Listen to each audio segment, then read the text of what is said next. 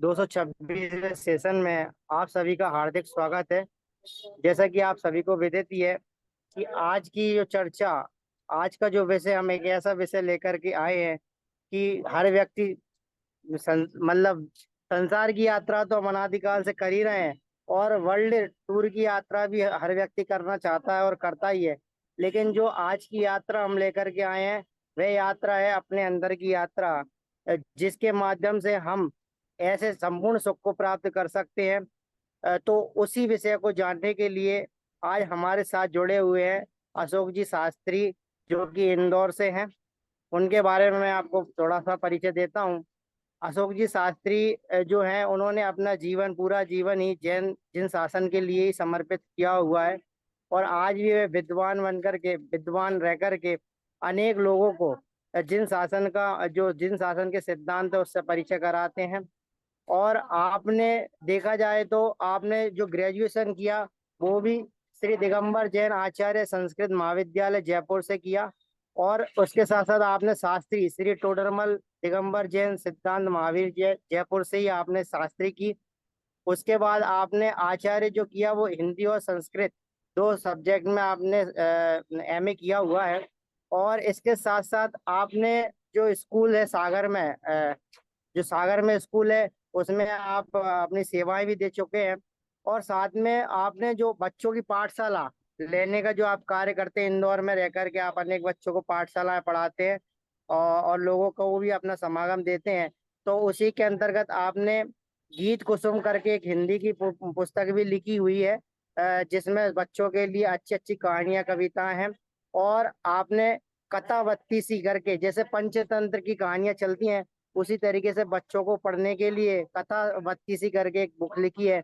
और अभी रिसेंटली आप अकलंक निकलंक जैन, अ, अकलंक निकलंक का एक वो पब्लिकेशन भी आपका आने वाला है। अकलंक निकलंक की एक बुक भी आप लेकर के आने वाले हैं। तो इस प्रकार से आप निरंतर अपना योगदान जिन शासन के लिए दे ही रहे हैं। और अतः आज के इस विषय में भी आप अपना जो अ, हाँ, सबको परिचय कराएंगे आज के विषय से। तो मैं आदरणीय अशोक जी से निवेदन करना चाहूंगा कि वे आज के इस विषय को प्रारंभ करेंगे। नमोऽर्हन्ताणं नमो सिद्धाणं नमो आयनीयाणं आयाणं सौकसापूर्णम् मङ्गलं भगवान् वीरो मङ्गलं गौतमो गणी मङ्गलं कुन्द कुन्दाद्यो जैन धर्मो मङ्गलम् सर्वमङ्गलमाङ्गल्यं सर्वकल्याणकारकं प्रधानं सर्वधर्माणां जैनं जयतु शासनं जैनं जयतु शासनम् विश्वप्रकाशि महिमान् ममानमेकम् ओमक्षराद्य किल वाङ्मय हेतुभूतम् यं शङ्करं सुगतमीश माहु अर्हन्तमूर्जितमहं तमहं नमामि। द जैन फाउंडेशन की ओर से आज जैन टॉक के अंदर एक बहुत ही सुंदर विषय पर चर्चा आयोजित की गई है। विषय है यात्रा अंतर की ओर। अपने अंदर की यात्रा। अपने अंदर की यात्रा करने की क्या आवश्यकता है। दुनिया में हम यात्राएं बहुत करते हैं। संसार में हम अनादिकाल से यात्रा कर रहे हैं। तो ऐसी कौन सी यात्रा की आवश्यकता है जो आज तक हमने नहीं की। ऐसा विषय यहाँ हम लेके आए हैं। अनादिकाल से सभी अभी जितने भी लोग दिखाई दे रहे हैं सभी और जैन फाउंडेशन से जुड़े हुए हैं, और हमने आपका पूरा प्रोफाइल ये फाउंडेशन का देखा है और मैं परिचित हूँ। तो आप लोग बढ़िया तरीके से ये जैन दर्शन के बारे में भी और वस्तु व्यवस्था के बारे में अच्छी तरह से जानने का प्रयास कर रहे हैं, कुछ जानते भी हैं। तो इस संसार में चारों गतियों में हम अनादिकाल से भ्रमण कर रहे हैं। कभी मनुष्य गति में, अभी जैसे मनुष्य गति में है, कभी त्रैंच गति में, कभी नरक गति में, कभी देव गति में। तो यात्राएं तो हमने की हैं, लेकिन कहाँ की? चारों गतियों में यात्रा, संसार की यात्रा। अब जैसे मान लीजिए हम मनुष्य गति में आ गए हैं, तो अब मनुष्य गति में कौन सी यात्राएं कर रहे हैं? अभी हम जहां भी हैं, देश विदेश में जहां भी हैं हम सभी, तो कोई ना कोई यात्रा जरूर कर रहे हैं। तो कैसी यात्रा कर रहे हैं? ये कोई देश देश की यात्रा करने में लगा हुआ है, कोई विदेशों की यात्रा में लगा हुआ है, लेकिन यात्रा सभी कर रहे हैं। कोई तीर्थ यात्रा कर रहा है, मंदिरों की दर्शन कर रहा है, लेकिन भगवान जहां की यात्रा कर रहे हैं, जिनके हम दर्शन करने जाते हैं, वो जहां जिसकी यात्रा कर रहे हैं, क्या हमें एक बार भी ऐसा लगा कि हमें भी उसकी यात्रा करनी चाहिए? देखना तो चाहिए कि भगवान इतने आनंदित हैं, तो हम भी आनंद कैसे प्राप्त करें। इस विषय में ही हम चर्चा करने वाले हैं। इसमें हमने एक ग्रंथ का आधार लिया है, आचार्य योगेंदु देव का नाम आपने सुना हो। आचार्य योगेंदु देव, आपने परमात्म प्रकाश नाम सुना होगा, योगसार नाम सुना होगा। इनके रचयिता हैं। इनने एक ग्रंथ की रचना की, अमृता सीति, जिसमें असीति मतलब 80 श्लोक हैं, 80। तो उन श्लोकों में बहुत मर्म भरा है। मैं आपको यहाँ श्लोक पढ़ के नहीं सुनाऊंगा, लेकिन उसका सार आपको बताने की कोशिश करूंगा, जिससे सरल भाषा में आपको ये समझ में आए कि कैसे आचार्य ने हमें बाहर की यात्रा से, बहिर्मुख यात्रा से अंतर्मुख यात्रा करने का मार्गदर्शन दिया है। तो सबसे पहले ही मंगलाचरण के तुरंत बाद जो शुरुआत हुई ग्रंथ की, तो आचार्य ने इतने कोमल शब्दों में, मैंने जब ये ग्रंथ का स्वाध्याय किया, कलकत्ता में रहता था उस समय, तो इतना आनंद आया कि आपको क्या बताऊं। इसके बाद फिर सभाओं में स्वाध्याय किया, प्रवचन किए, बहुत आनंददायक विषय है, आपको भी अच्छा लगेगा। तो आचार्य ने शुरुआत यहां से की, हे भ्रात। भ्रात का अर्थ होता है भाई, अर्थात जितने भी जीव हैं उनको क्या कह रहे हैं? भाई। हे भ्रात, तुम कहां भागे चले जा रहे हो? प्रातः काल, सुबह सुबह कोई व्यक्ति बहुत तेजी से भागा चला जा रहा है। अपन लोग कहाँ भागते हैं भाई? अपन लोग सुबह सुबह उठ के तैयार होते हैं और कोई अपने ऑफिस की तरफ भागता है, कोई नौकरी के लिए भागता है, तो कोई व्यापार के लिए भागता है, कोई किसी और काम के लिए भागता है, लेकिन दौड़ लगाता है, तेजी से जाता है। मैं एक बार बॉम्बे गया था, तो वहां ट्रेन में बैठना नहीं पड़ता है। मेट्रो ट्रेन चलती है ना, वहां बैठना नहीं पड़ता। आप दरवाजे के सामने खड़े हैं यदि, तो आपको बैठने की जरूरत नहीं है, लोग अपने आप बिठा देंगे। आप ऐसा धक्का देंगे, इस तरह से फोर्स आएगा पीछे से कि आप, आवाज आ रही है अब? बिल्कुल स्पष्ट आ जी रही है सर। चलिए कंटिन्यू करते हैं। तो आचार्य योगेंद्र देव ने जिस तरह से बड़ी ही कोमलता से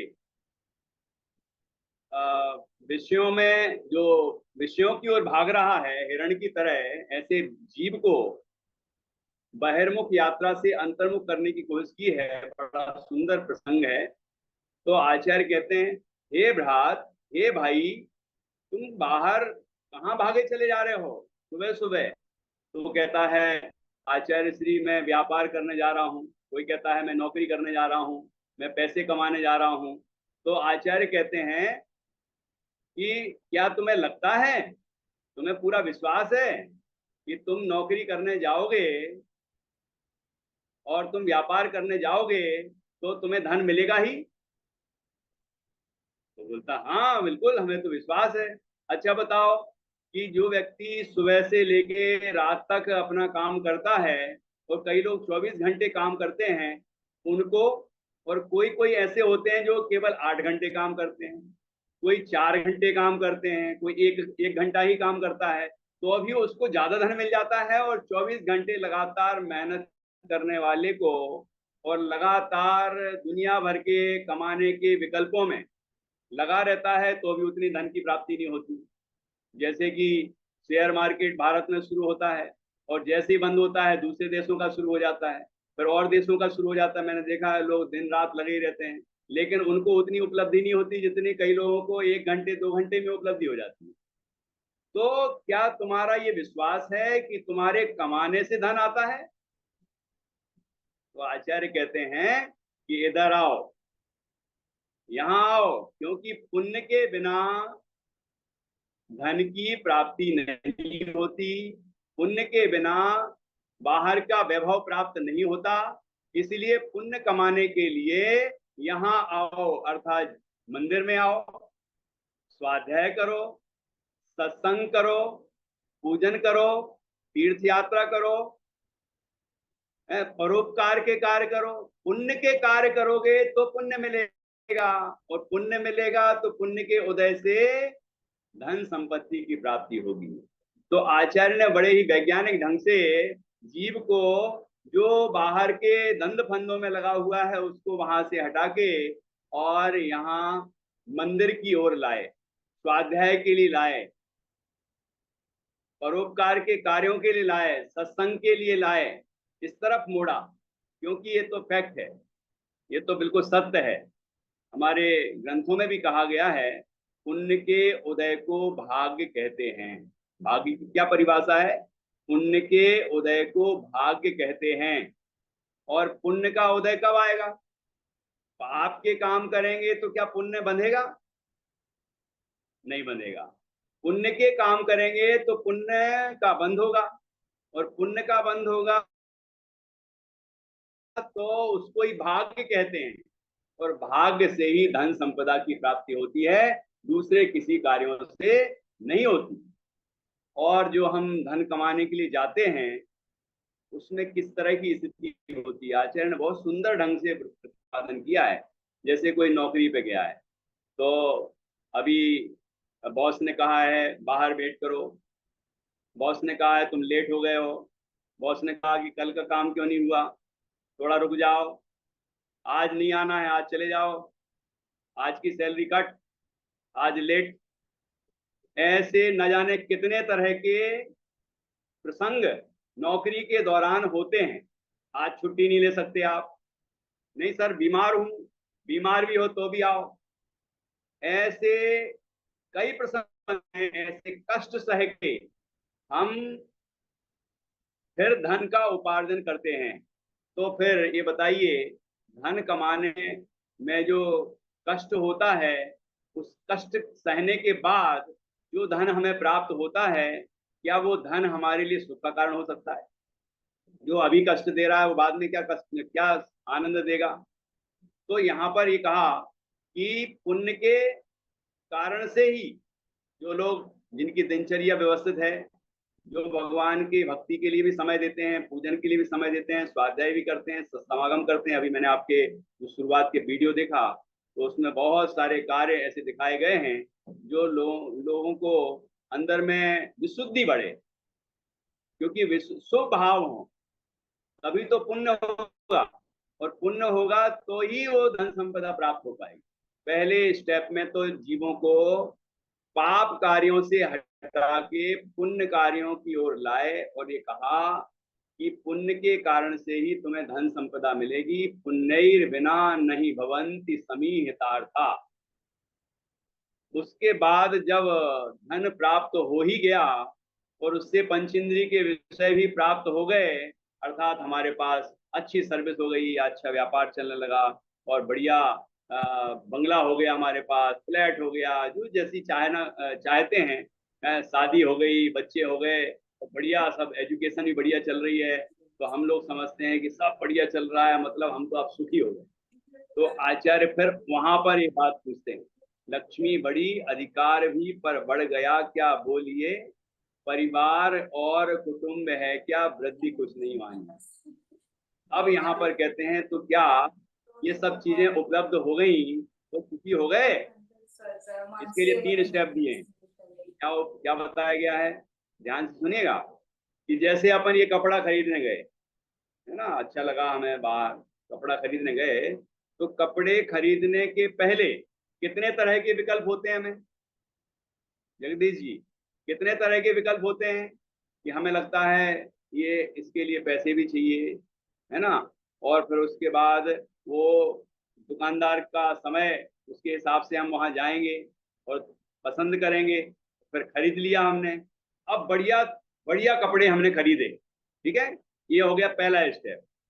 खरीदने के पहले मतलब उस वस्तु की प्राप्ति के पहले हमें अनंत तरह के जो विकल्प होते हैं, उससे जो कष्ट होता है, इससे कौन इनकार कर सकता है। जैसे भूख लगी है तो भोजन बनाने के विकल्प, भोजन प्राप्ति के विकल्प, भोजन करने के विकल्प, इनसे जीव दुखी होता है।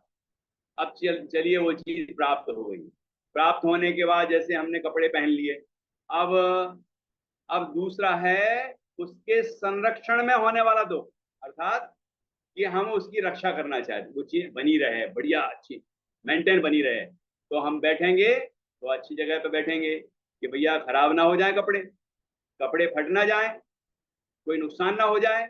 इस तरह की संभाल करते रहते हैं। ऐसे ही जो धन कमाया है, धन कमाने में कष्ट भोगे हैं और हमने उसको जमा कर दिया है, इन्वेस्ट कर दिया है या तिजोरी में रख लिया है, तो अब उसकी सुरक्षा भी हो, है ना, उसकी सुरक्षा बनी रहे, इसके लिए हम तरह तरह के अंदर में आकुलित व्याकुलित होते हैं। तो दूसरा स्टेप है कि उसकी सुरक्षा में हम दुखी होते हैं। तीसरा, अब कभी ना कभी तो उसका नाश होगा, जैसे ये वस्त्र हैं, कभी ना कभी तो पुराने होंगे, कभी ना कभी तो ये फटेंगे, तो फिर क्या होगा, कैसे भाव होते हैं। जैसे हमारे पास बहुत सारा करोड़ों रुपया धन आ गया, करोड़ों रुपया धन आने के बाद जब खर्च करने का समय आता है तो व्यक्ति सोचता है कि यार खर्च कम हो करना पड़े और काम ज्यादा हो जाए। मैंने देखा, बड़े करोड़पतियों को देखा है, बड़े बड़े करोड़पति सब्जी वाले के सामने गिड़गिड़ाते हुए देखे गए। सब्जी वाले के 100-200 रुपए की सब्जी खरीदी, 500 रुपए की सब्जी खरीदी, उसके बाद क्या बोलते हैं कि भैया वो धनिया पत्ती मिर्ची तो डाली दो, तो कहता भाई साहब कैसे डाल दें धनिया पत्ती मिर्ची, वो भी कितनी महंगी हो गई है। अरे डाल तो दो यार, इतनी सारी हमने सब्जियां खरीदी हैं, अब तो डाल दो। तो वो ऐसे उठाता है धनिया पत्ती, कुछ पौधे, है ना, कुछ डालियां ऐसे उठाता है और उसके थैले में ऐसे डालता है, लो भैया ले लो, ले। मतलब क्या दिया हमें, एक करोड़पति अरबपति व्यक्ति, उस व्यक्ति के सामने, जो सामान्य व्यक्ति है, गरीब है, उसके सामने गिड़गिड़ा रहा है और फिर वो ऐसे देता है, ले लो। तो ये क्या किया हमने, मतलब जो धन कमाया था पंचेंद्री के विषयों के लिए, भोग सामग्रियों के लिए, खर्च करने के लिए, अब खर्च करते समय कष्ट होता है। एक एक रुपया जब खर्च होता है तो व्यक्ति को कितना कष्ट होता है। और वैसे ही चुरा ले जाए कोई तो क्या होगा, और कोई वैसे ही नोटबंदी कर दे तो क्या होगा, अपने पैसे के लिए परेशान होंगे कि नहीं होंगे। मतलब ये आचार्य ने कितने वैज्ञानिक और प्रैक्टिकल चीजें बताई। पहला, वस्तु की प्राप्ति करने के लिए जीव अनंत दुखी होता है, फिर वस्तु की प्राप्ति होने के बाद उसकी सुरक्षा में उससे भी अधिक अनंत दुखी होता है।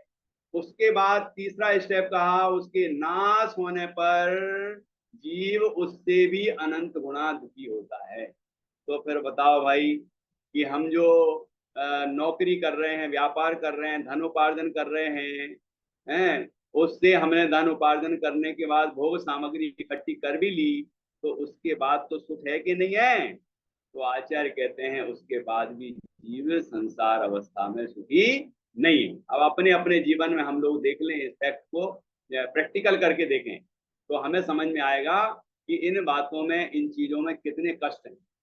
तो फिर क्या करें, क्या करें कि यदि आप कहते हो कि भोगों में सुख नहीं है, संसार की वैभव में सुख नहीं है, तो हम परमात्मा की आराधना करने लग जाते हैं, तो वहां तो सुख मिलेगा। तो कहते हैं वहां परमात्मा को देख के क्या सोचोगे कि हे भगवान, हमें धन मिल जाए, हमें वैभव मिल जाए। जिनने धन वैभव सब छोड़ दिया, उनसे हम मांग रहे हैं कि धन मिल जाए, वैभव मिल जाए, भोग मिल जाए। है ये हमारा कैसा एक बिना सोच अविवेकपूर्ण हमारा विचार है। जिनने सब छोड़ दिया, उनसे हम कामना कर रहे हैं प्रभु हमें सब मिल जाए।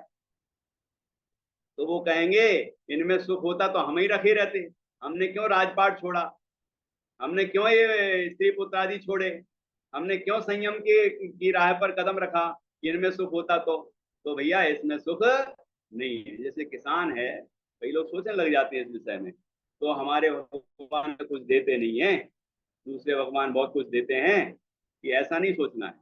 किसान अनाज के लिए खेती करता है?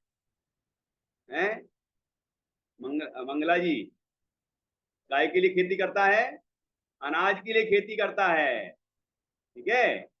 लेकिन उसको घास फूस मिलता है कि नहीं मिलता? मिलता है। भूसा मिलता है कि नहीं मिलता है? मिलता है। तो क्या भूसे के लिए उसने खेती की थी कि नहीं? वो खेती तो अनाज के लिए ही की थी, लेकिन साथ में उसको घास भूसा सब कुछ मिल जाता है, उसकी भी कोई कीमत होती है, वो भी मिल जाती है, लेकिन उद्देश्य उसका क्या था? अनाज प्राप्त करना।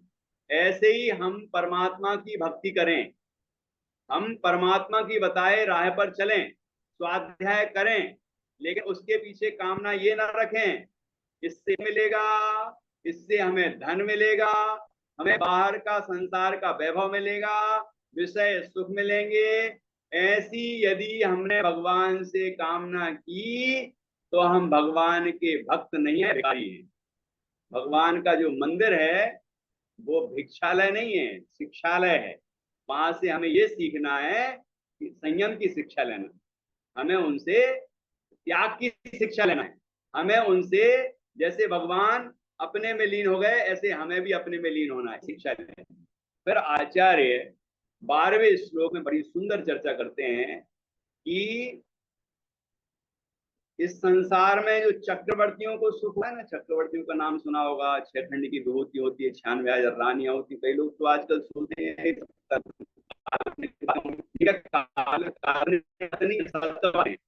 है ना। और इतना सारा वैभव होता है, 9 निधियां होती हैं, सारा कुछ होता है, उसके बाद भी क्या होता है? सुखी होते हैं कि नहीं होते वो चक्रवर्ती? इंद्र, इंद्रों का वैभव तो सुना ही होगा, देवताओं के बारे में सुना होगा, कितना वैभव। आजकल के चलो राजा महाराजा, आजकल के जो सेठ लोग होते होंगे, अंबानी होंगे या अडानी होंगे और अनेक अनेक लोग होंगे, बिल गेट्स होंगे, है ना, और भी नाम सुनते हैं, वो लोग होंगे बड़े बड़े लोग, तो उनके पास इतना धन है तो सुखी होंगे कि नहीं होंगे? आचार्य कहते हैं विश्व के सभी प्रकार के विषय सुखों को एक तरफ रखो, एक तराजू में रखो, और आत्मा के अनुभव से उत्पन्न होने वाले सुख के अनंत में हिस्से को दूसरी तरफ रखो, तो भी वो आत्मा से अनुभव से स्वानुभव से उत्पन्न सुख के अनंत हिस्से की बराबरी भी वह इंद्रिय सुख नहीं कर सकता। इंद्रियों के जो इंद्र हैं वो उसकी बराबरी नहीं कर सकते। ऐसा आनंद होता है अंतर में। ये इसका क्या प्रैक्टिकल है, कैसे करें अपन ये सब काम, कैसे हमें पता चले कि अंदर में सुख है? अच्छा देखिए, जैसे अपन भागम भाग करने के बाद जब शांति से बैठ जाते हैं, और बैठने के बाद अपन परमात्मा का ध्यान करने लग जाते हैं, तो कैसा लगता है? परमात्मा का ही ध्यान कर रहे हैं अभी, तो कैसा लगता है? नमोकार मंत्र का जाप करने लग जाते हैं तो कैसा लगता है? बड़ी शांति मिलती है कि नहीं मिलती है? मतलब ये इतनी भागम भाग करने के बाद जब हम थोड़ा सा अंतर्मुख हुए और परमात्मा का ही ध्यान लगाया तो ही शांति मिलने लग जाती है। और परमात्मा जिस आत्मा का ध्यान कर रहे हैं, हम भी अपने आत्मा का ध्यान करेंगे तो कैसी शांति मिलेगी? तो फिर आगे बढ़ते हैं, ठीक है। परमात्मा जैसे अपने आत्मा का ध्यान कर रहे हैं, हम भी अपनी आत्मा का ध्यान करें। तो क्या कैसे ध्यान करें, कैसा कैसा होगा वो आत्मा? काला दिखता होगा कि पीला दिखता होगा कि नीला दिखता होगा आत्मा? रंगीन कैसा दिखता होगा, रंग रूप कैसा है ना? तो ये कैसे पता लगाएं अपन? तो ये जो रंगों की बात की ना, ये रंग तो कौन से द्रव्य के लक्षण है? ये रंग जो है वो कौन से द्रव्य में होते हैं? उद्गल में। एक व्यक्ति डॉक्टर के पास गया, डॉक्टर से कहता है पेट में बहुत दर्द हो रहा। तो डॉक्टर ने कहा कहाँ हो रहा दर्द? कहता है पेट में दर्द हो रहा है। तो मुझे तो नहीं दिख रहा, कैसा होता है वो? काला होता है कि पीला होता है कि मोटा होता है कि पतला होता है? दर्द कैसा होता है ये बताओ। कि नहीं नहीं वो दर्द हो रहा है, चलो मैं ऑपरेशन करके देखता हूँ तुम्हारे पेट का और देखता हूँ कि कहाँ हो रहा है। नहीं नहीं ऑपरेशन मत करो, मुझे तो दर्द हो रहा है, दर्द महसूस हो रहा है। मैं इससे क्या कहना चाह रहा हूं? इसे यह कहना चाह रहा हूं कि दर्द जैसे दिखता नहीं, दर्द का जैसे रंग रूप नहीं होता है, दर्द जैसे मोटा पतला नहीं होता है ना, लेकिन हमें महसूस होता है। ऐसे ही आत्मा भी हमें महसूस होता है कि अंदर में जहां जहां ज्ञान हो रहा है ना, जहां जहां ज्ञान हो रहा है वहां वहां। अरे जो बाल यहाँ ज्ञान हो रहा है, नाई अपन काट देता ना ऐसे, ऊपर ऊपर के बाल काट देता है, तो वहां दर्द होता है क्या? नहीं होता। लेकिन बालों को उखाड़ते हैं जब हमारे साधु संत, बालों को ऐसे उखाड़ते हैं, केस लॉन्च करते हैं, तो यहाँ केस एक सिर के अंदर होते हैं, इसलिए वहां दर्द होता है कि नहीं होता है? कि होता है। क्यों? ये शरीर प्रमाण आत्मा होता है। यहाँ भी ज्ञान है, यहाँ ज्ञान है ना, यहाँ शरीर में ज्ञान है, यहाँ ये पूरे में ज्ञान हो, जहां आप हाथ रखो तो वहीं ज्ञान होगा। तो ये ज्ञान शरीर में है कि आत्मा में है? कहाँ है भाई? शरीर में होता तो मुर्दे को भी होना चाहिए। आत्मा शरीर में। में ज्ञान होता तो जब मुर्दे को अपन ले जाते हैं ना और चिता के ऊपर रखते हैं और आग लगाते हैं, तो कोई मुर्दा चिल्लाते हुए देखा आपने? नहीं। क्यों? क्योंकि उसके शरीर में से वह जानने वाला आत्मा निकल चुका है। तो जानने वाला कौन हुआ? कि जानने वाला आत्मा है। तो यहाँ अभी ये शरीर से आत्मा नहीं निकला है, मतलब हम नहीं निकले हैं, हम नहीं निकले हैं। ऐसा लगता है कि हम मर गए, लोगों को लगता है हम मर गए, हम नहीं मरते। हमारा शरीर से, हम शरीर से छूट जाते हैं, अलग हो जाते हैं। शरीर से आत्मा अलग हुआ, उसको दुनिया में मरण कहते हैं। पर इतनी सी मरण की परिभाषा है, और कोई नहीं है। मतलब हम तो यहाँ से निकल के दूसरी जगह चले जाते हैं, हम नहीं मरे, शरीर छूटा है। अब ये शरीर नहीं छूटा है, मतलब हम अंदर हैं। अब हम कौन हैं? कि अंदर में जो जान रहा है वो जानने वाले ही हम हैं। ठीक है? कहां से कहां तक? यहाँ से लेके नीचे पैरों तक, पूरे में जहां जहां जानना हो रहा है वहां वहां आत्मा है। और वो आत्मा कौन है? वो मैं हूं। ऐसे ही आप भी अपने अंदर देखें कि अंदर में जो जानने वाला है वह कौन है? आत्मा है। आत्मा में ज्ञान है, दर्शन है, सुख है, वीर है, श्रद्धा है, चारित्र है, अस्तित्व है, वस्तुत्व है। ऐसे अनंत गुण है हमारे अंदर। हमें लगता है कि हमारे अंदर तो कुछ है ही नहीं। हमारे अंदर अनंत वैभव बड़ा है, बड़ा भरा पड़ा है। तो ये कैसे ज्ञात होता है? ज्ञान के द्वारा। जहां जहां ज्ञान है वहां वहां आत्मा है, जहां आत्मा नहीं है वहां ज्ञान भी नहीं है। जैसे मुर्दा है, मुर्दे में आत्मा नहीं है, इसलिए वहां ज्ञान भी नहीं है। और सिद्ध भगवान जो है, सिद्ध भगवान की क्या है? जहां आत्मा है वहां ज्ञान है। वहां आत्मा है, शरीर नहीं है, लेकिन फिर भी ज्ञान है उनको। ऐसे यहाँ शरीर है, इसमें जहां जहां जानना हो रहा है बस वही वही आत्मा है, और आत्मा दूसरा कुछ भी नहीं है। ऐसे जब हम अंदर में ध्यान लगाते हैं, देखो ध्यान की बात आते ही लोग सोचते हैं, वो दुनिया में बड़े ध्यान का बहुत प्रचार हो रहा है, बहुत लोग ध्यान करवाते हैं ना, ध्यान होता है, लेकिन काय का ध्यान करते हैं? ध्यान किसका करना है और किसका नहीं करना है? जैन दर्शन में 4 तरह के ध्यान बताए हैं। कितने तरह के ध्यान बताए हैं भैया? कितने तरह के ध्यान बताए? 4 तरह के। आर्त चार। ध्यान और रौद्र ध्यान भी ध्यान कहे, लेकिन परे मोक्ष हेतु कहे, मतलब ये शुरुआत के जो 2 हैं ये संसार के कारण है। धर्म ध्यान और शुक्ल ध्यान ये मोक्ष के कारण है, सुखी होने के कारण है। तो आर्त ध्यान को कोई ध्यान मान ले तो, रौद्र ध्यान को ध्यान मान ले तो, अब जैसे हम बैठ गए, हमसे कहा चलो याद करो, तुम्हारे बचपन को याद करो, बचपन में तुम किस तरह से कुड़ते थे, कैसे चलते थे, है ना? तो हम सोचते हैं वाह यार क्या ध्यान करवा रहे हैं, गजब हो गया। फिर एकदम गिर गए, फिर चोट लग गई, फिर ऐसा हो गया, फिर धीरे धीरे बड़े हुए, फिर पढ़ाई की, फिर ऐसा हुआ, फिर ऐसा हुआ, फिर ऐसा हुआ। हमें लगता है यार क्या कमाल कर दिया, आज तो पता नहीं कितना ध्यान करा दिया 1 घंटे। लेकिन ये ध्यान का किया हमने, ये क्या मिला हमें? आपको दुख ही हुआ। ये ध्यान आर्त ध्यान है। और यदि हमने घटी और बहुत किसी को मारा हो, पीटा हो, कोई इस तरह के हमारे जीवन के प्रसंग बने हो, तो उस समय का जो ध्यान किया हमने रौद्र ध्यान हुआ। लेकिन दिनवाणी में कहते हैं धर्म ध्यान ही सुख कारण है, धर्म ध्यान के बाद सुख ध्यान होता है। तो दुनिया भर के ध्यान करने से कुछ नहीं होने वाला, आत्मा का ध्यान करें।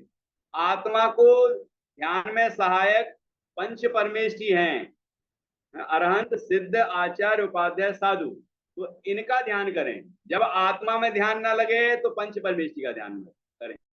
कर रहे हैं कि अपने आत्मा में लीन, होंगे अपने आप में, मतलब यदि कभी आत्मा में लीन हो पाए तो का ध्यान करने का प्रयत्न करें। और जैसे ही पंच परमेष्ठी का ध्यान करेंगे तो पंच परमेष्ठी आत्मा का ध्यान कर रहे हैं, मतलब अपने में लीन है, तो हमें भी उनसे प्रेरणा मिलेगी कि हम भी अपने में लीन हो जाएं। तो लीन तो अपने में ही होना है, लीन तो अपने में ही होना है, लेकिन सहारा यदि किसी का लेना है तो वो पंच परमेष्ठी हैं। इसके अलावा न बचपन का ध्यान करना है, न बचपन का ध्यान करना है, ठीक है? दुनिया भर का ध्यान नहीं करना है, भविष्य का ध्यान करवाते हैं कई लोग। कई लोग ये ध्यान करवाते हैं कि वातावरण में कौन सी चिड़िया आवाज कर रही है उसका ध्यान कर लो, कि नहीं उससे क्या मिलने वाला है। ध्यान करना है तो अंतर में जो ज्ञान तत्व है, ज्ञान स्वरूप आत्मा है, उसका ध्यान करो, तो ही सच्चा सुख मिलेगा, अन्यथा सच्चा सुख कभी मिल सकता नहीं। ये यहाँ पर बड़ी ही सुंदर चर्चा यहाँ पर की गई है, और कहने के लिए तो बहुत विस्तार है विषय का, लेकिन संक्षेप में ही चर्चा करनी थी। एक पॉइंट और मैं लेना चाहता हूँ जो इसी से संबंधित है, वो ये है, आपसे प्रश्न करूंगा मैं कि आपने सामान्य गुण और विशेष गुण पढ़े? प्रत्येक द्रव्य में 2 तरह के गुण होते हैं ना, सामान्य गुण और विशेष गुण। सामान्य गुण वो होते हैं जो सब द्रव्यों में पाए जाते हैं, जैसे अस्तित्व, वस्तुत्व, द्रव्यत्व, प्रमेयत्व, अगुण लघुत्व, प्रदेशत्व, ये नाम सुने होंगे, है ना? मतलब ऐसा समझ लें कि वस्तु है, फिर वो अपने प्रयोजन की अपने स्वभाव रूप वर्णन करती है, जीव जानता देखता है ना? ऐसे गुण पर्यावान है, ये सब सुना होगा। तो ये सामान्य गुण होते हैं, सभी सभी में अस्तित्वादी गुण है। जीव में ज्ञान है, दर्शन है, सुख है, वीर है। उद्गल में स्पर्श है, रस है, गंध है, वर्ण है, ये विशेष गुण।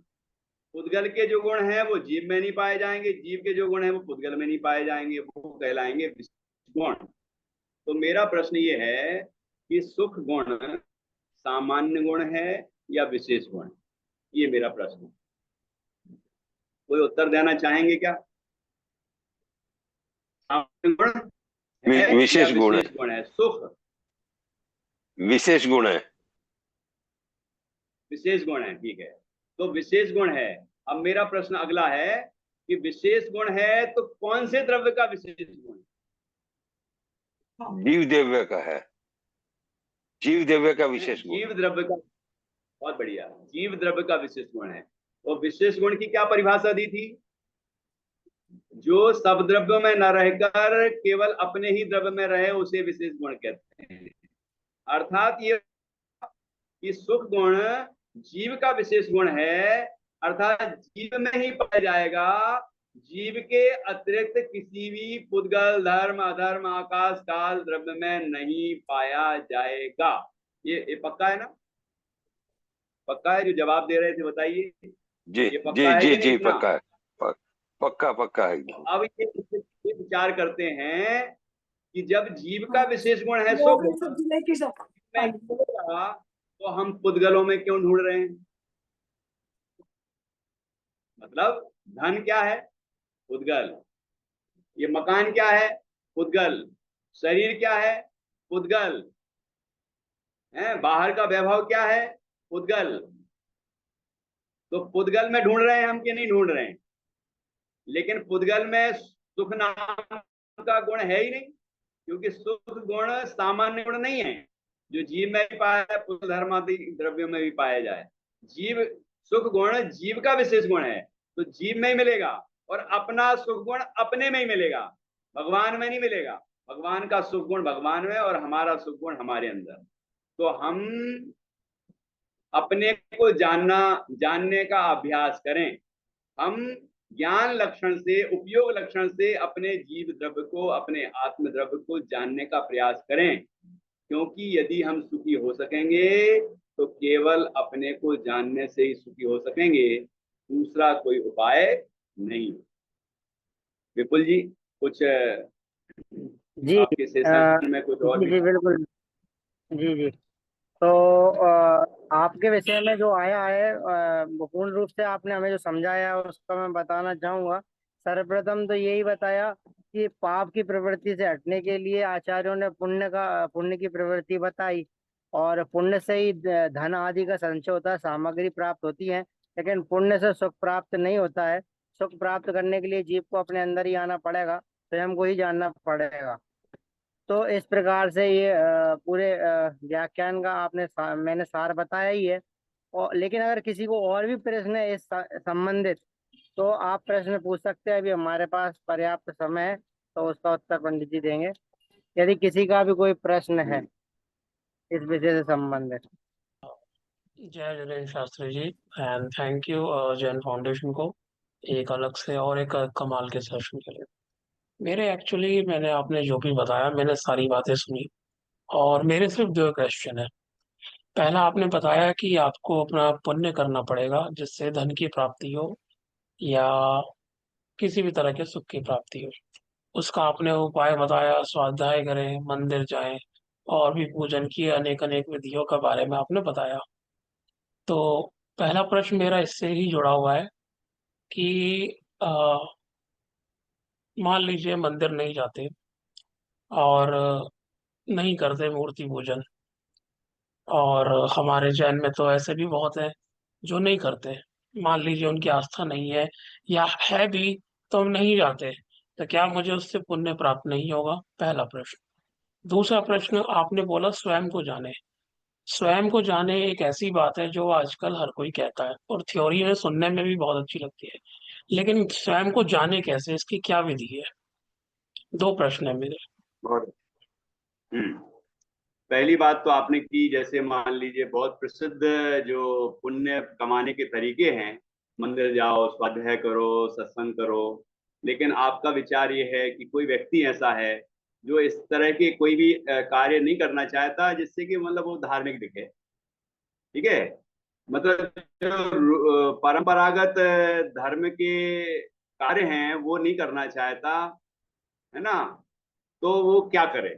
तो उसके लिए जैसे अभी आप शुरू में वीडियो दिखाया था कि बहुत सारे काम कर रहे हैं लोग, परोपकार के काम कर रहे हैं। तो लेकिन परोपकार का काम हो या मतलब दान का काम हो, सेवा का कार्य हो, ठीक है, किसी की मदद करते हैं हम, लेकिन यहाँ सब कार्यों में हमारे मन की विशुद्धि होती है। विशुद्धि का अर्थ क्या हो गया? मतलब हमें हमारे परिणामों में किसी के प्रति करुणा है, दया है, उसके हित की भावना है। हम अपना मेहनत का कमाया हुआ धन उसके कल्याण में लगा देते हैं, तो ऐसी भावना है। तो ये इन कार्यों से भी पुण्य की प्राप्ति होती है। जैसे कोई जैन नहीं है, अजैन है, तो क्या उनको पुण्य नहीं बनता? उनको भी पुण्य बनता है, लेकिन कैसे बनता है? बनता तो ऐसे ही, मतलब वो कहीं ना कहीं कुछ दान करते हैं, कोई ना कोई किसी की मदद करते हैं अपने, जैसे मान लो वो कहीं के बॉस हैं, मतलब जैसे अपने ऑफिस में बॉस हैं, तो अपने जो कर्मचारी हैं, जो भी अधीनस्थ अपने जो लोग हैं, उनके प्रति सॉफ्ट नेचर भी रखते हैं, मतलब मन में कहीं ना कहीं सॉफ्ट कॉर्नर रखते हैं। वो सख्त भी दिखेंगे, लेकिन कभी उनकी जब दिक्कत आएगी, परेशानियां आएंगी, तो वो उनकी मदद भी करेंगे सबसे आगे आके। तो ये जो कार्य हैं, कोई ना कोई, ये तो 4-5 उदाहरण गिनाए आपको, ऐसे कार्य भी लोग करते हैं, उससे भी हमारा मन कोमल होता है, हमारे मन की जो कठोरता है वो कम कम होती है। जैसे कि मिट्टी है, मिट्टी धूप में सूख के कठोर हो जाती है, और कठोर मिट्टी होती है तो पत्थर के जैसी होती है। मतलब यदि मिट्टी का ढेला उठा के किसी को मारा जाए, वो कठोर मिट्टी का ढेला, तो उसको खून निकल आएगा जैसे पत्थर मारने से निकलता है।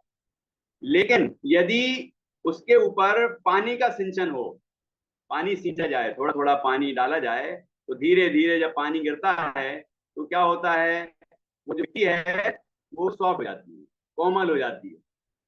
तो कोमल तो हुई ना, कोमल मिट्टी होगी तो ही वह जैसे अपन फसल उगा रहे हैं, है ना, अनाज डाल रहे हैं वहां, तो वो फल देगी।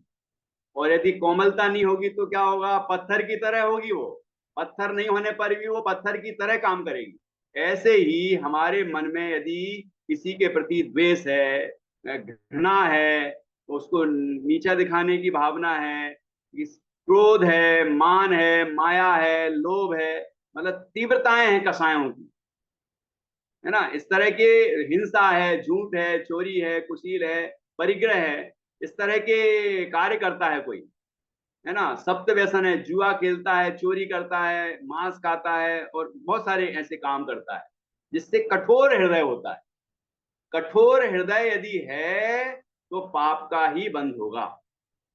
जिस समय उस व्यक्ति का कोमल हृदय होगा, किसी भी क्षण, किसी भी क्षण जब कोमल हृदय होगा, तो उसको पुण्य परिणाम है, वो शुभ भाव है वो, और उससे उसको पुण्य का संचय होगा, पुण्य बंधेगा, और उस पुण्य के उदय से उसको बाहर का धन, वैभव, संपत्ति ये सब मिलेगा।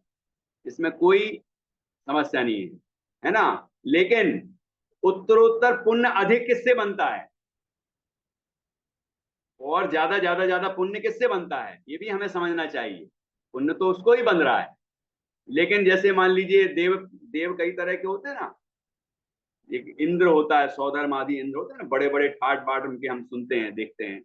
तो वो इंद्र कैसे होगा, वो कैसा पुण्य किया होगा उसने। और कोई व्यंतर आदि के देव हो जाते हैं, छोटे मोटे देव, यहाँ वहां घूमते रहते हैं अपनी धरती पर भी, है ना, उनकी कोई जगह ही नहीं है, पेड़ पे ही रह रहे हैं, कोई बावड़ी में रह रहे हैं, कोई जंगल में रह रहे हैं, कहीं भी जगह बना ली वहीं रह रहे हैं। हमारे घर, पुराना घर है, वहीं रहने लग गए, मतलब उनका कोई ठिकाना ही नहीं है, देव होने पर भी क्या है उनका, है ना। तो ऐसे देव भी बनते हैं पुण्य के वजह से। भिखारी को भी जो धन मिलता है ना, वो बिना पुण्य के नहीं मिलता, पुण्य होता है उसके पास तभी मिलता है, नहीं तो भीख मांगता रह जाएगा, कुछ नहीं मिलेगा। तो ऐसा पुण्य भी मिलता है। मतलब ये हमने जो पुण्य किया था, हमने जो परोपकार आदि के, दया दान आदि के कार्य किए थे, उससे जो हमें पुण्य मिला, वो इस तरह का ही पुण्य होगा कि वो हमें जो भोग सामग्रियां, धन संपदा है, वो थोड़ी बहुत मिल जाएगी। लेकिन अब और ज्यादा कैसे मिले, तो हम जब अपना घर छोड़कर, वैभव छोड़कर मंदिर जाते हैं, तो पहले तो हम यहाँ घर घर में तो एसी है, कूलर भी है, सारी सुविधाएं हैं, लेकिन मंदिर में क्या है, भगवान के सामने जाते हैं तो वहां क्या एसी लगी है, क्या कूलर है, क्या वो सब चीजें मिलती हैं? नहीं, वहां आपको ये सब चीजें त्याग के वहां जाना पड़ता है। मोबाइल भी कहीं स्विच ऑफ या साइलेंट करना पड़ता है। उतनी देर मंदिर के अंदर जब तक हैं, तब तक कोई यदि फोन लगाएगा तो आप उठाएंगे नहीं, मतलब त्याग किया आपने, तो और अधिक आपको पुण्य परिणाम हुआ। अब हमने भगवान की पूजन भक्ति आदि शुरू की, ठीक है, अब हम भगवान के चरित्र को जानने लगे, कैसे भगवान बने, हमने उसका विचार करना शुरू किया। जिनवाणी के स्वाध्याय से, तो हमें समझ में आता, अरे इस तरह भगवान बनते हैं, ये भगवान भी हमारे जैसे मनुष्य थे और ये भगवान बन गए और हम ऐसे घूम रहे हैं अभी भी। तो हमारे परिणाम और विशुद्ध होते हैं। जैसे हमने नमो का मंत्र का जप किया, तो हमारे मन में क्या गाली के परिणाम आएंगे जब हम नमो अरहंताणम बोल रहे होंगे? तो है मंगला जी, जब अपन के मन में नमो अरहंताणम आ रहा होगा तो उस समय क्या गाली के परिणाम आ रहे होंगे? नहीं। तो हम उन पापों से बचते, तो हम अब अरहंतों का और ध्यान करने लग गए तो और पुण्य परिणाम होंगे, तो पुराने जो पाप हैं वो भी नष्ट होने लग जाएंगे। इसको हमारी शास्त्रीय भाषा में कहते हैं संक्रमण, मतलब पाप के जो परमाणु हैं वो पुण्य रूप से उदय में आ जाएंगे। तो उत्तरोत्तर मतलब आगे आगे और भी पुण्य के परिणाम होते हैं, वो भी हमें ध्यान रखना चाहिए। भगवान की पूजन है, भगवान की भक्ति है, स्वाध्याय को परम तप कहा गया है, सत्संग है ना। और फिर से भी ज्यादा पुण्य किसमें बनता है कि जब हम ये सब कुछ त्याग के, सारी चीजों का आकर्षण छोड़ के जब हम आत्मा का चिंतन करने लग जाते हैं तो हमारे मन में और विरक्ति की भावना आती है, तो उससे और पुण्य बनता है। आप कह रहे, आप सोच रहे होंगे आत्मा के ध्यान के लिए प्रयास कर रहे हैं तो पुण्य भी बनता है क्या? कि हाँ, क्योंकि विशुद्धि ज्यादा होती है, मन में और अधिक कोमलता होती है, तो ऐसे कोमल परिणाम जितने जितने बढ़ेंगे उतना उतना पुण्य बढ़ेगा। तो एक समाधान तो ये हो, ठीक है। दूसरा, आपने कहा कि सभी लोग कहते हैं कि आत्मा का ध्यान करो, है ना, लेकिन ध्यान की विधि क्या है? यदि आपने प्रवचन सार जी ग्रंथ का स्वाध्याय किया हो, कोई ना कोई तो स्वाध्याय भी है यहाँ पर, हमें जानकारी मिली है, तो प्रवचन सार की 80वीं गाथा, उसकी टीका पढ़ी आप, बहुत सुंदर विधि है। मोक्ष मार्ग प्रकाशक पढ़ा होगा, उसमें पीछे रहस्यपूर्ण चिट्ठी दी गई है, उसके अंदर स्वानुभव की बड़ी सुंदर विधि दी गई है। समय सार जी में भी 143वीं गाथा आप देखेंगे, वहां भी है, ठीक है। और ये अमृता सीति ग्रंथ है जो अभी जो मैं जिसकी चर्चा कर रहा हूँ, तो उस ग्रंथ में भी एक श्लोक है जिसमें पूरी विधि बताई गई है। तो इस तरह बहुत सारे ग्रंथ हैं जिसमें विधि है। क्या विधि है? विधि संक्षेप में तो बता दी, और थोड़ा अपन समझ लेते हैं। जैसे ये शरीर है, तो ये तो बता दिया आपको, अजीब है, उद्गल है ना, उद्गल है ना, इतना तो सभी को पता होगा। इसमें स्पर्श रस गंध वर्ण पाया जाता है, ये अजीब द्रव्य है, ये जीव नहीं है। क्योंकि यदि जीव होता तो इसके अंदर से जब जीव निकल जाता है, आत्मा निकल जाता है, तो इस शरीर को चिता के ऊपर रखते हैं, तो इसमें कोई उसको वो चिल्लाता नहीं है। जैसे अपन लोग बैठे हैं ना, अभी थोड़ी सी आग बगल में ही लग जाए तो चिल्लाने लग जाएंगे, है ना, कोई चोटिया ले देगा तो उछल पड़ेंगे, लेकिन उस मुर्दे को कुछ करेंगे तो क्या कुछ होगा? क्या उसको कोई हलन चलन होगी क्या? क्यों नहीं होगी? क्योंकि वह उसके अंदर का जो जीव है वो निकल चुका है, ठीक है। वो जो जीव है जो निकल गया वही हम है, मतलब उसका जीव नहीं, हम अपना, हमारा जीव हम है। इस शरीर का स्वामी, इस शरीर में रहने वाले जीव मैं हूं, आपके शरीर में रहने वाला जीव आप हैं। ऐसे सबके अंदर, सबके अपने, वही वही हैं, हम जीव हैं, आत्मा है जिसको कहते हैं हम। तो अब आत्मा को कैसे पहचाने? तो आचार्यों ने शास्त्रीय भाषा तो मैंने आपको बताई कुछ, उपयोग लक्षणम कहा तत्वार सूत्र में, है ना, चेतना लक्षण कहा। मैं सरल भाषा में बताता हूं, जो अंदर में जानना हो रहा है बस जानने वाला तत्व मैं हूं। अब आप कहेंगे कि बहुत सारे लोग हैं जो बताते हैं, है ना, कि अंदर में देखो, आत्मा का ध्यान करो, लेकिन जैन दर्शन में जो आत्मा का स्वरूप बताया गया है, जो आत्मा के अनुभव की विधि बताई गई है, वो अन्यत्र आपको प्राप्त नहीं हो सकती। क्योंकि पहली बात, सबसे फंडामेंटल जो अंतर है वो ये है कि विश्व के सारे दर्शन ये कहते हैं कि हमारा जो आत्मा है वो परमात्मा का एक अंश है, मतलब स्वतंत्र आत्मा नहीं मानते। जबकि जैन दर्शन कहता है कि मैं एक अलग आत्मा हूं, आप एक अलग आत्मा है, एक एक अनंत अनंत जीव है विश्व में, वो सब अलग अलग हैं। तो अब मैं जीव हूं, मैं आत्मा हूं, तो मैं परमात्मा कैसे बन सकता हूं? मैं भी परमात्मा बन सकता हूं। दुनिया के दर्शन कहते हैं कि आप यदि साधना करोगे, साधु बनोगे, तपस्या करोगे तो परमात्मा में मिल जाओगे जाके और अपना अस्तित्व खो दोगे। जैन दर्शन कहता है कि आप जो आत्मा है ना, अपने आत्मा की साधना करेंगे तो आप परमात्मा बनेंगे। और आप जो बनेंगे ना परमात्मा, वो परमात्मा अवस्था में सिद्धालय में सादी अनंत काल अनंत सुख अनंत सुख अनंत सुख भोगते रहोगे। इसलिए एक पहला अंतर हो गया कि मैं अलग एक आत्मा हूं, स्वतंत्र आत्मा हूं, आपका आत्मा अलग है, मेरा आत्मा अलग है। और मेरे आत्मा का लक्षण है ज्ञान, और ज्ञान ही नहीं है मेरे आत्मा में। ज्ञान, दर्शन, सुख, वीर, श्रद्धा, चारित्र आदि अनंत विशेष गुण, अस्तित्व, वस्तुत्व, द्रव्यत्व, प्रमेयत्व आदि अनंत सामान्य गुण, चिति जीवत्व शक्ति, चिति शक्ति, दृष्टि शक्ति, ज्ञान शक्ति। आप थोड़ा विस्तार में जाएंगे, कोई कोई ऐसा हो रहा होगा कि भैया ने, विपुल जी ने हमें पहले बता दिया था कि कोई कोई ऐसे होंगे जो हमारे साधारण स्वाध्याय करने वाले होंगे, तो वो ऐसा ना हो कि आपका विषय सुन के घबरा जाए। तो घबराने की जरूरत नहीं है, अपना वैभव है ये, अपना वैभव, अपने अंदर ये सारी चीजें हैं। ये शब्द हमें कठिन लगते हैं।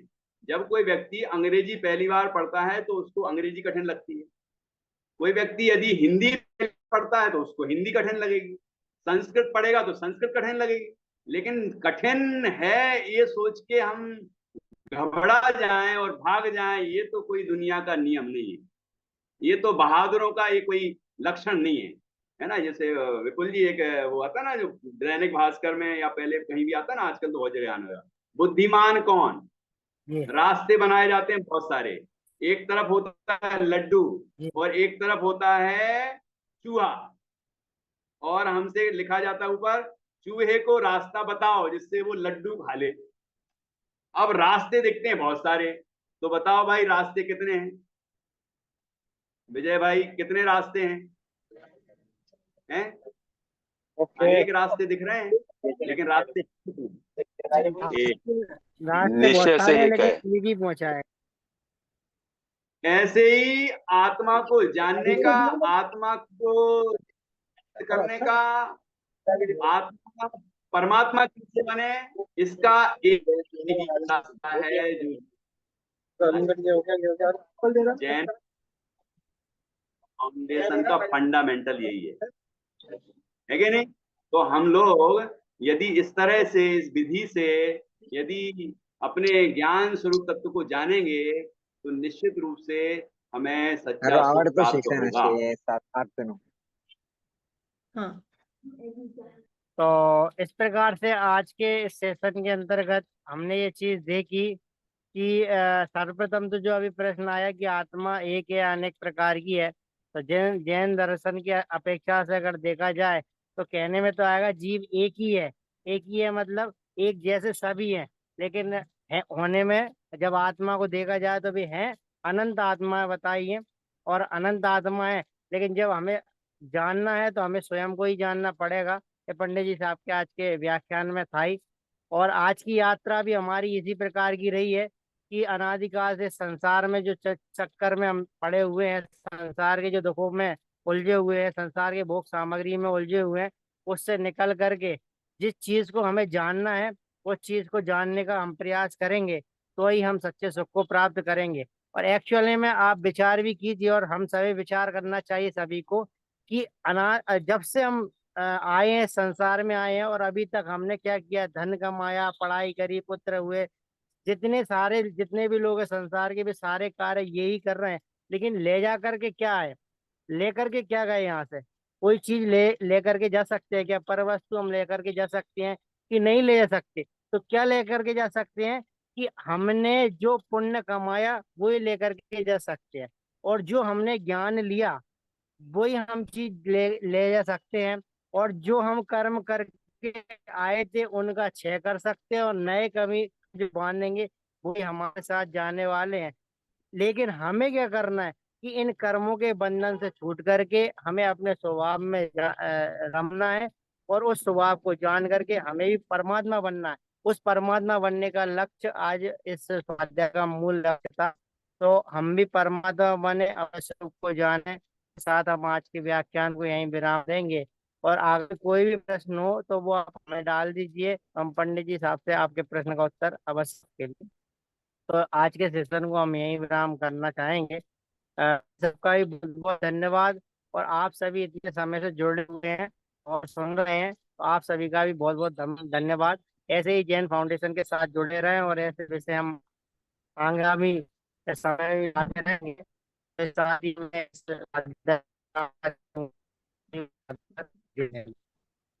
जय जिनेन्द्र, थैंक यू सर।